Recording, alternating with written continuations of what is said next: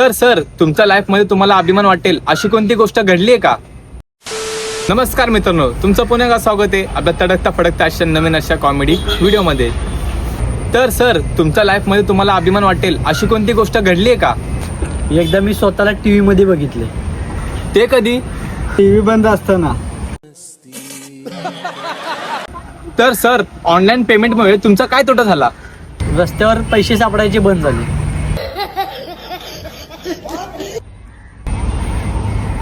तर सर, तुम्ही किती शिकलाय? 8वी नापास. भाऊ 8वी नापास असला तरी क्वार्टरचे बॅग असे बनवतो जसे काय आधीच्या काळामध्ये सायंटिस्ट होता. शी, तुम्ही दारू पिता? लवकर दारू बंद करा, म्हणजे देवाघरी जाल. हा ठीक आहे, पण ड्रायफ्रुट्स खाल्याने काय होतं? काय नाही होत. पाणी पिल्याने काय होतं? नाही, काय नाही. द्राक्ष खाल्याने काय होतं? नाही, ते खाल्लं पण काय नाही होत. या सगळ्यांना मिळून तर दारू बनते.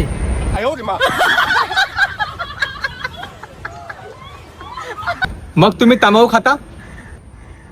मी तर नाही खात, पण माझे पप्पा खातात.